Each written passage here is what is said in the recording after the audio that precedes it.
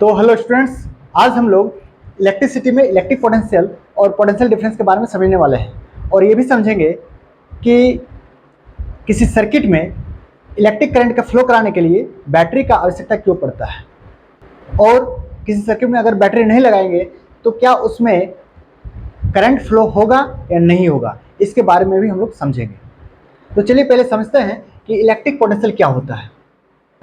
अगर कोई पॉजिटिव या नेगेटिव चार्ज है तो उसके चारों तरफ में एक इलेक्ट्रिक फील्ड होता है। वो इलेक्ट्रिक फील्ड क्या होता है? इलेक्ट्रिक फील्ड वो स्पेस होता है जिसके अंदर अगर कोई दूसरा चार्ज आ जाए तो उस पर फोर्स ऑफ अट्रैक्शन या रिपल्सन लगता है। तो सपोज कीजिए कि हमारे पास कोई पॉजिटिव चार्ज है प्लस क्यू, और उस प्लस क्यू चार्ज के चारों तरफ में एक इलेक्ट्रिक फील्ड क्रिएट हो गया है और उस इलेक्ट्रिक फील्ड को हम लोग एरो के द्वारा दिखाएंगे। यहाँ पर ये एरो इलेक्ट्रिक फील्ड को रिप्रेजेंट कर रहा है। तो इस इलेक्ट्रिक फील्ड के अंदर किसी पॉइंट तक अगर हम यूनिट पॉजिटिव चार्ज को इन्फिनाइट से लाएंगे, अगर एक कूलम पॉजिटिव चार्ज को इन्फिनाइट से इस इलेक्ट्रिक फील्ड के अंदर के किसी पॉइंट तक लाएंगे तो जितना वर्क करना पड़ेगा, जितना एनर्जी खर्च करना पड़ेगा, उसको हम लोग electric potential of that point कहते हैं। यानी कि मान लेते हैं यहाँ इस इलेक्ट्रिक फील्ड के अंदर कोई पॉइंट है, उस पॉइंट का नाम हम लोग ए बी कुछ रख दिए। ए पॉइंट, हम लोग इस पॉइंट का नाम ए रख दिए और इस पॉइंट तक अगर यदि हम एक कूलम चार्ज को इन्फिनाइट से अगर लाएंगे तो हमें कुछ वर्क करना होगा, कुछ एनर्जी खर्च करना पड़ेगा। क्यों?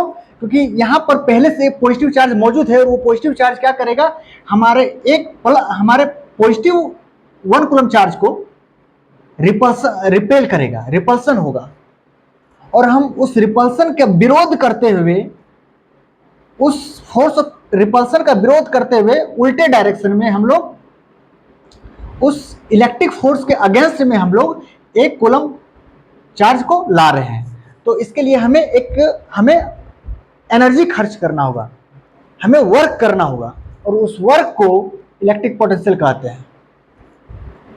इलेक्ट्रिक पोटेंशियल को इलेक्ट्रोस्टैटिक पोटेंशियल भी कहा जाता है और इलेक्ट्रिक पोटेंशियल को कैपिटल V से रिप्रेजेंट करते हैं और V इज इक्वल टू होता है W/Q, यानी कि इलेक्ट्रिक पोटेंशियल बराबर work done by charge.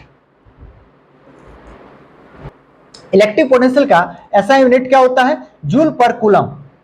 Joule पर कूलम को हम लोग वॉल्ट भी कहते हैं।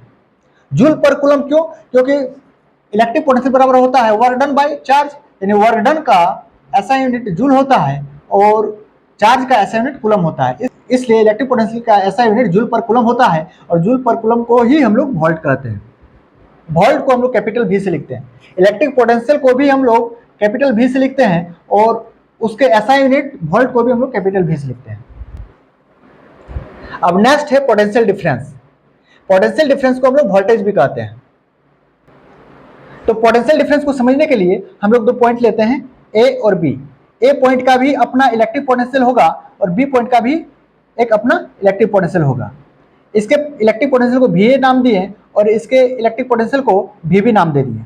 तो ये इलेक्ट्रिक पोटेंशियल क्या है? इन्फिनिटी से किसी एक कूलम चार्ज को इस पॉइंट तक लाने में किया गया कार्य, जो कि इस पॉइंट का VA है और इस पॉइंट का VB है।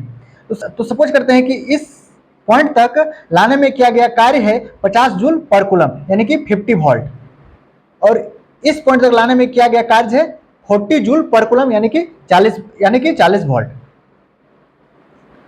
तो यहाँ का पोटेंशियल ज्यादा है, यहाँ का पोटेंशियल कम है। तो अगर यदि हम लोग एक कूलम पॉजिटिव चार्ज को B पॉइंट से A पॉइंट की तरफ ले जाना चाहेंगे तो हमें कुछ वर्क डन करना होगा, कुछ एनर्जी खर्च करना होगा उसको ले जाने में, और उसे ही हम लोग पोटेंशियल डिफरेंस कहेंगे। क्योंकि हम लोग इस B पॉइंट से A पॉइंट तक हम लोग एक कूलम पॉजिटिव चार्ज को ले जा रहे हैं, तो और हम लोग लोअर पोटेंशियल से हायर पोटेंशियल की तरफ ले जा रहे हैं। तो लोअर पोटेंशियल से हायर पोटेंशियल की तरफ किसी एक कूलम पॉजिटिव चार्ज को ले जाने में हमें कुछ कार्य करना होगा, कुछ एनर्जी खर्च करना होगा। तो जितना कार्य करते हैं या जितना एनर्जी खर्च करते हैं उसी को हम लोग पोटेंशियल डिफरेंस कहते हैं। ये दोनों के बीच का पोटेंशियल डिफरेंस कहते हैं। तो potential difference is the amount of work done in moving unit positive charge from one point two another point. या फिर हम इसको ऐसे भी डिफाइन कर सकते हैं कि potential difference is the difference of electric potential between two points. दो पॉइंट्स के बीच जितना इलेक्ट्रिक पोटेंशियल का डिफरेंस होगा उसी को हम लोग पोटेंशियल डिफरेंस कहते हैं। जैसे यहाँ का इलेक्ट्रिक पोटेंशियल 40 वोल्ट है, यहाँ का इलेक्ट्रिक पोटेंशियल 50 वोल्ट है, तो दोनों के बीच का कितना डिफरेंस हो रहा है? 10 वोल्ट का डिफरेंस हो रहा है, यानी कि दोनों के बीच पोटेंशियल डिफरेंस कितना है? 10 वोल्ट। तो हम लोग एक कूलम पॉजिटिव चार्ज को अगर बी पॉइंट से ए पॉइंट की तरफ ले जाना चाहेंगे तो हमें 10 जूल वर्क करना होगा, 10 जूल का एनर्जी खर्च करना होगा। क्यों? क्योंकि दोनों पॉइंट के बीच का पोटेंशियल डिफरेंस 10 वोल्ट है। लेकिन वही अगर यदि हम पॉजिटिव चार्ज को ए से बी की तरफ ले जाना चाहेंगे तो केवल अगर पॉजिटिव चार्ज को ए पर रख देंगे ना तो वो खुद ब खुद मूव करेगा, इधर ले जाने की जरूरत नहीं पड़ेगा, क्योंकि पॉजिटिव चार्ज हायर पोटेंशियल से लोअर पोटेंशियल की तरफ खुद ब खुद मूव करता है, उसके लिए एनर्जी खर्च करने का कोई जरूरत नहीं पड़ता है। लेकिन अगर यदि हमें लोअर पोटेंशियल से हायर पोटेंशियल की तरफ पॉजिटिव चार्ज को मूव कराना है तो हमें एनर्जी खर्च करना पड़ेगा, वर्क करना पड़ेगा। लेकिन अगर यदि हम नेगेटिव चार्ज का अगर मूव कराएंगे तो जिस तरह से पॉजिटिव चार्ज हायर पोटेंशियल से लोअर पोटेंशियल की तरफ मूव करता है उसी तरह से नेगेटिव चार्ज लोअर पोटेंशियल से हायर पोटेंशियल की तरफ मूव करता है। यानी कि अगर यदि हम किसी नेगेटिव चार्ज यानी कि इलेक्ट्रॉन को अगर लोअर पोटेंशियल में रख देंगे तो वो खुद ब खुद हायर पोटेंशियल की तरफ मूव करेगा, यानी कि बी से ए पॉइंट की तरफ मूव करेगा। कि कोई भी नेगेटिव चार्ज यानी कि कोई भी अगर यदि किसी भी इलेक्ट्रॉन को अगर बी पॉइंट पर रख देंगे तो इलेक्ट्रॉन बी से ए की तरफ मूव करेगा। क्यों? क्योंकि बी पर लोअर पोटेंशियल है और ए पर हायर पोटेंशियल है।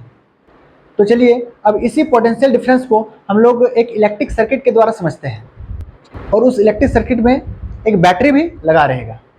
तो ए बी ये एक कोई कंडक्टर है और इस कंडक्टर को हम बैटरी से जोड़ दिए हैं। बैटरी में क्या होता है? लगातार रेडॉक्स रिएक्शन हो रहा होता है। बैटरी का दो सिरा होता है, एक पॉजिटिव एक नेगेटिव। पॉजिटिव टर्मिनल को कैथोड कहते हैं, नेगेटिव टर्मिनल को एनोड कहते हैं। एनोड में लगातार ऑक्सीडेशन हो रहा होता है और पॉजिटिव टर्मिनल कैथोड में लगातार रिडक्शन हो रहा होता है।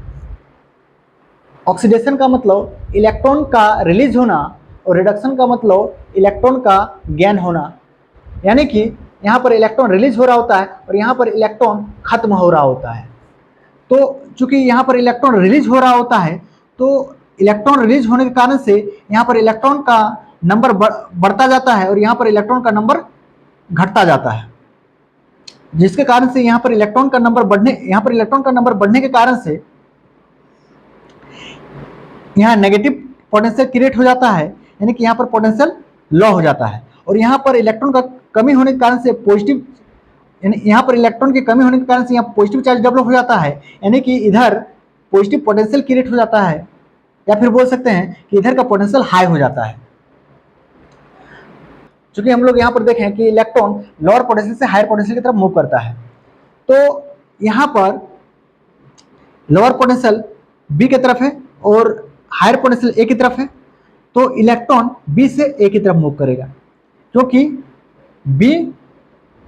बी वाला सिरा नेगेटिव से जुड़ा हुआ है, बी वाला सिरा लोअर पोटेंशियल से जुड़ा हुआ है और ए वाला सिरा पॉजिटिव पोटेंशियल से जुड़ा हुआ है, यानी हायर पोटेंशियल से जुड़ा हुआ है। इसलिए इलेक्ट्रॉन इस कंडक्टर में इलेक्ट्रॉन किधर से किधर मूव करेगा? बी से ए की तरफ, यानी कि इलेक्ट्रॉन इधर से इधर मूव करेगा, नेगेटिव पोटेंशियल से हायर पोटेंशियल की तरफ मूव करेगा। इस कंडक्टर में इधर से इधर, इस तार में, पूरा तार में ही मूव करेगा। यहाँ से इलेक्ट्रॉन स्टार्ट होगा और ऐसे जाते हुए फिर पॉजिटिव की तरफ आ जाएगा, यानी कि इलेक्ट्रॉन इस दिशा में मूव करेगा। इलेक्ट्रॉन इस तरह से जाते हुए फिर इधर आएगा। तो यानी कि इलेक्ट्रॉन को मूव कराने के लिए पोटेंशियल डिफरेंस का होना जरूरी है। बिना पोटेंशियल डिफरेंस के इलेक्ट्रॉन फ्लो नहीं कर सकता है, करंट फ्लो नहीं हो सकता है। इसको हम ऐसे भी समझ सकते हैं जैसे कि ये एक इस बोतल में वाटर है, अगर इस वाटर को फ्लो कराना है तो हमें बोतल के दोनों एंड का पोटेंशियल एनर्जी में डिफरेंस कराना होगा।